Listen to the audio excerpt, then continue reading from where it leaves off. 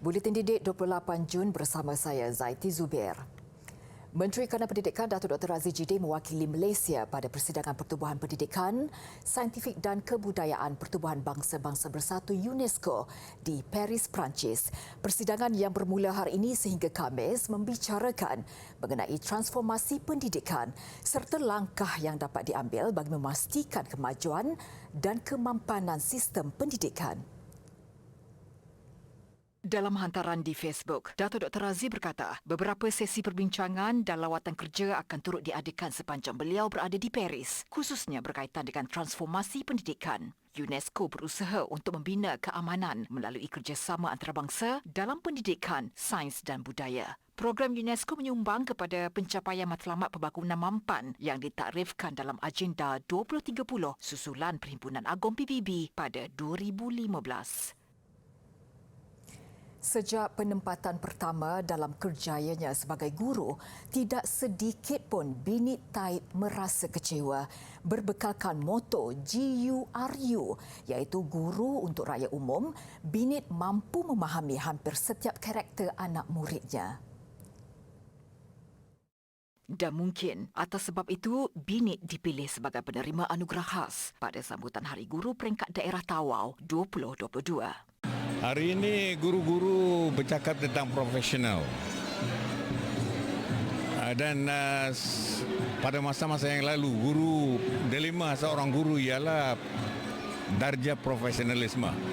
Kenapa seorang guru itu tidak sama profesionalisme berbanding jawatan-jawatan lain seperti doktor misalnya.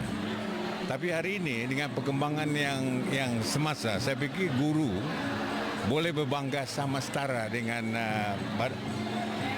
profesion lain, badan-badan profesional. Dan nak guru, misalnya kalau kita ikut kurikulum yang terbaru, guru itu sudah boleh meneliti dengan mendalam perkembangan kanak-kanak dari awal sekolahan. Sama seperti bagaimana seorang doktor mengkaji penyakit misalnya, guru juga sebenarnya boleh mengkaji penyakit manusia. Dia kaji perkembangan kanak-kanak dan dia ada data yang lengkap dalam kurikulum yang baru. Binit kini 66 tahun, mula besar pada Jun 2014. Seperti setiap guru lain, Binit merasa bangga tiap kali tahu ada anak muridnya berjaya. Terdahulu pada majlis itu, beberapa guru diiktiraf sebagai penerima anugerah tokoh kepimpinan, anugerah khas dan anugerah tokoh guru. Pengarah Jabatan Pendidikan Negeri Sabah Tahniah Jaman merasmikan majlis itu yang dihadiri kira-kira 1,000 warga pendidik dari daerah Tawau. Seramai 93 pelajar sijil peperiksaan Malaysia SPM 2021 diraikan dalam satu majlis makan tengah hari di sebuah hotel dekat Seri Iskandar Perak. Mereka terdiri daripada murid-murid dari 6 buah sekolah di sekitar Mukim Bota yang mendapat sekurang-kurangnya 5A. Menurut salah seorang pelajar yang ditemui, majlis meraikan pelajar SPM seperti ini dilihat sebagai salah satu motivasi kepada calon SPM akan datang untuk belajar bersungguh-sungguh dan mendapat keputusan yang baik. Saya rasa gembira dijemput ke majlis ini sebab saya rasa macam dihargailah. Majlis ni pun boleh jadi macam satu motivasi untuk calon-calon SPM yang akan datang supaya mereka pun dapat belajar dengan sungguh-sungguh supaya kejayaan mereka itu dapat diraikan. Beliau yang merupakan pelajar Sekolah Menengah Kebangsaan Agama Sultan Azlan Shah Bota mendapat 8A dalam SPM 2021. Bagi Muhammad Faris Ikhwan Jalali, beliau rasa dihargai apabila dijemput ke majlis seperti ini setelah berkorban masa dan tenaga untuk mendapatkan keputusan yang cemerlang. Perasaan dia rasa macam dihargailah dengan kerja keras selama ni belajar kan.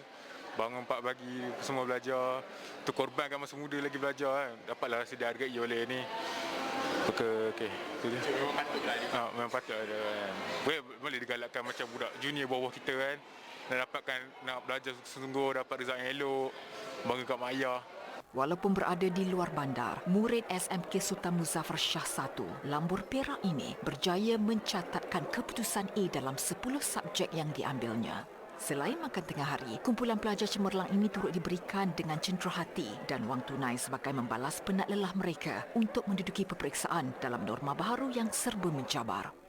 Bukan kita meraihkan pelajar yang cemerlang, dalam sambil itu kita pula menidakkan pelajar yang kurang cemerlang. Tak. Tapi kita lebih meraihkan supaya ia menjadi satu motivasi kepada bakal pelajar yang lain ni, saya pun nak cemerlang juga untuk diraihkan, untuk diraihkanlah sebagai satu kerjaan kita semua.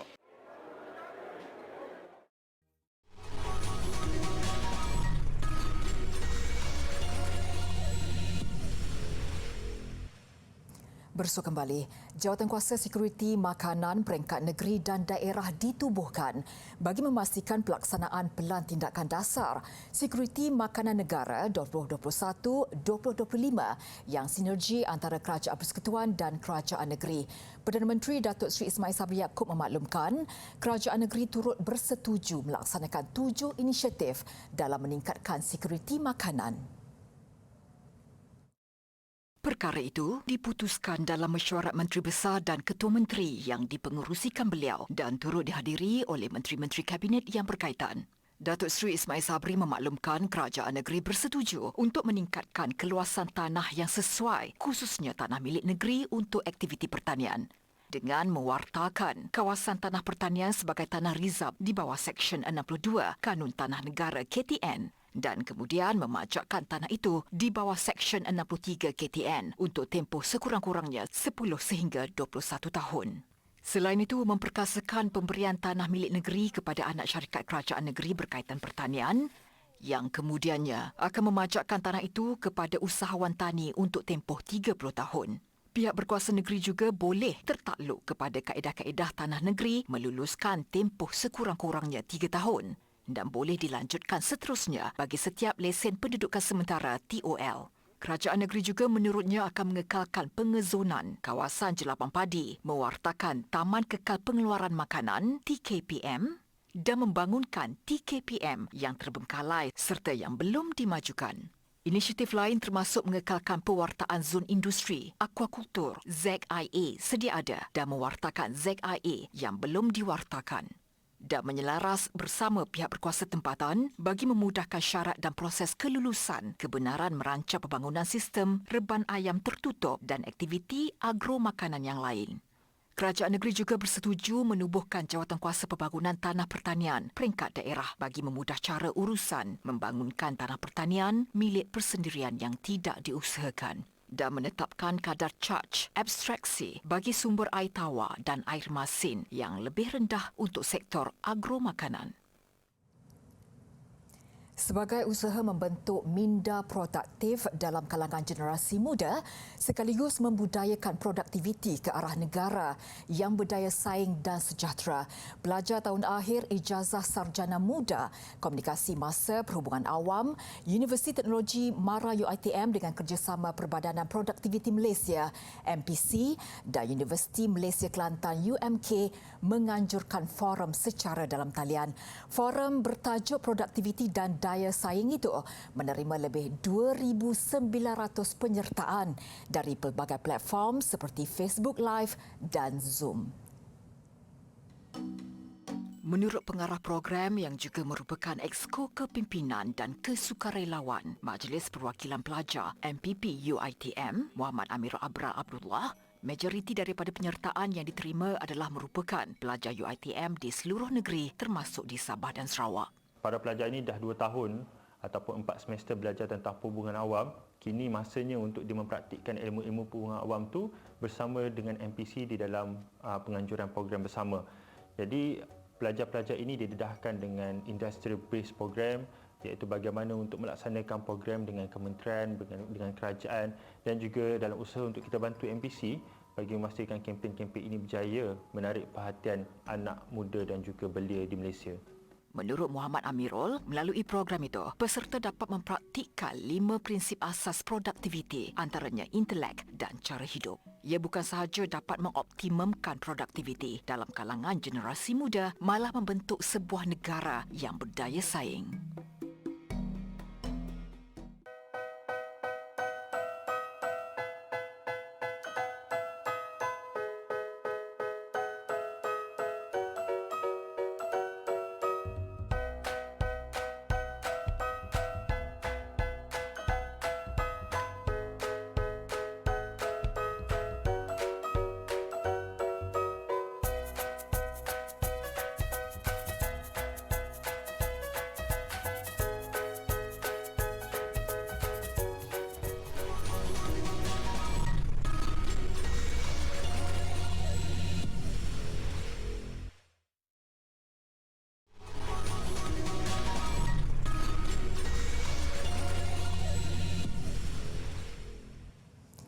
Para saintis di Australia membangunkan peranti yang boleh memberi amaran kepada pesakit jika mereka menghadapi peningkatan risiko strok atau serangan jantung.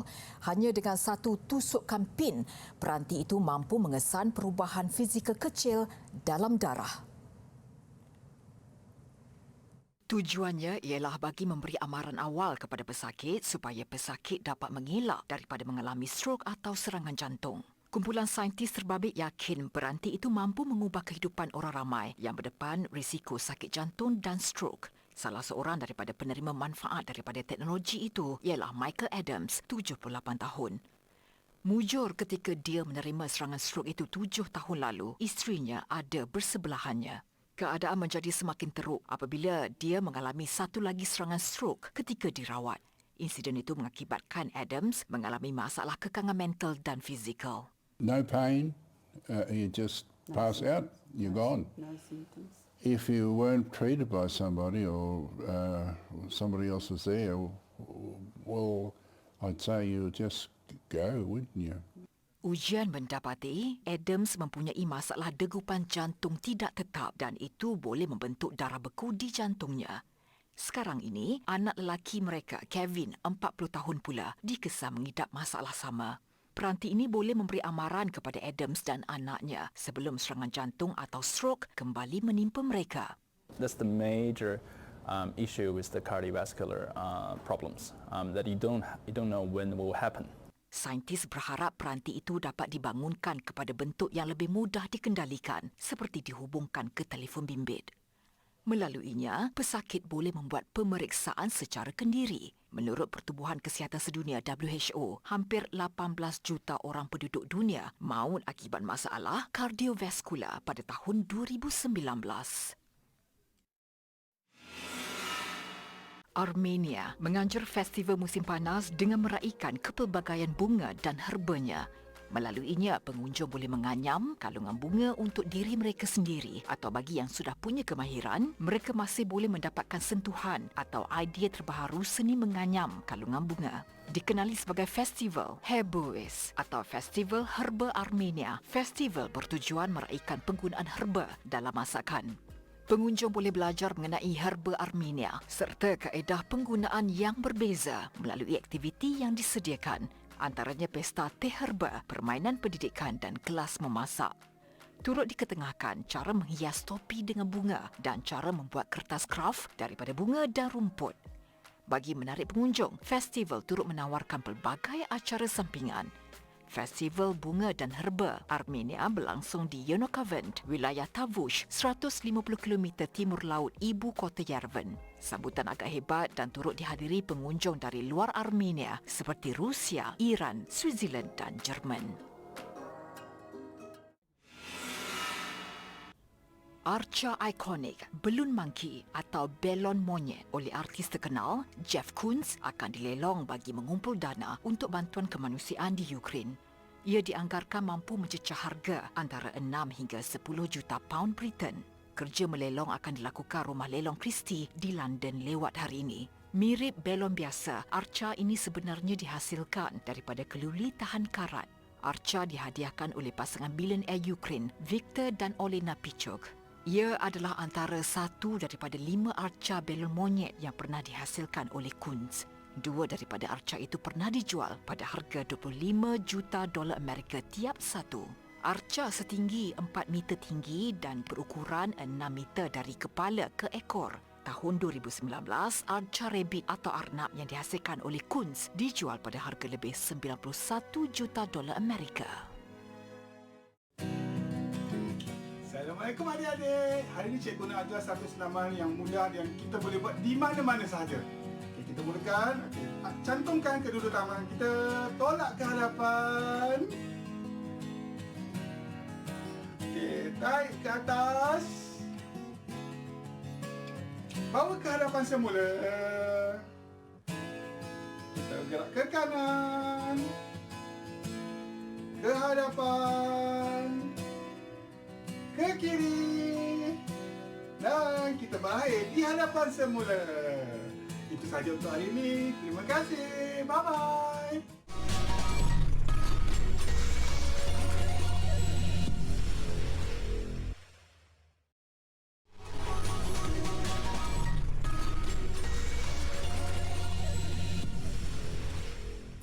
Sukan Kejuaraan Terjun Dunia Final 2022, Datuk Pandalila Rinong menampilkan kelas tersendiri untuk meraih pingat gangsa menerusi acara 10 meter platform di Budapest, Hungary. Ini pingat ke-6 kejuaraan dunia yang diraih Datuk Pandalila sejak mengambil bahagian pada 2009. Pada peringkat akhir 10 meter platform, Datuk Pandalila Rinong bersaing bersama 11 pencabar lain. Terjunan mantap pada percubaan pertama membolehkannya terus berada di kelompok teratas. Pada masa sama, mematikan cabaran daripada penerjun lain kecuali dua jago Cina yang memenangi pingat emas dan perak pada Sukan Olimpik 2020, Kwang Hong Chan dan Cheng Yuzi. Catatan keseluruhan 338.85 meletakkannya di tempat ketiga di belakang juara Yuzi serta Hon Chan yang mengumpul 417.25 dan 416.95 mata. Kilauan gangsa menambah koleksi pingat kejuaraan dunia yang pernah dimiliki oleh Datuk Pandalila kepada 6 setakat ini bermula pada tahun 2009, 2013, 2015, 2017, 2019 dan 2022.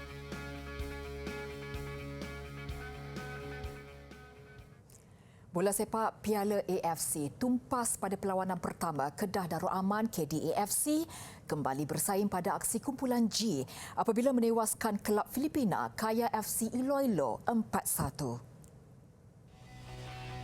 KDAFC dan Kaya FC turun memburu tiga mata untuk menghidupkan peluang melepasi peringkat kumpulan. Tanpa gol pada babak pertama, KDA lebih dahulu mencipta jaringan menerusi Muhammad Fayad Muhammad Zulkifli Amin 12 minit selepas rehat.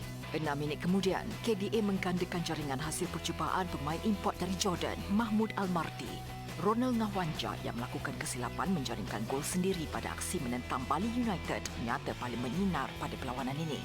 Selepas membuka laluan dua jaringan pasukannya, penyerang kelahiran Cameroon ini menambah gol ketiga KDA pada minit ke-82. Kaya cuba bersaing menerusi jaringan Javi Gayoso 4 minit berselang. Namun Fayad Zulkifli sekali lagi tampil dengan penyudah berbisa pada masa kecederaan memastikan kemenangan 4-1 KDA. Pada satu lagi perlawanan kumpulan G, kelab Kemboja Visaka FC meraih kemenangan kedua menewaskan tuan rumah Bali United.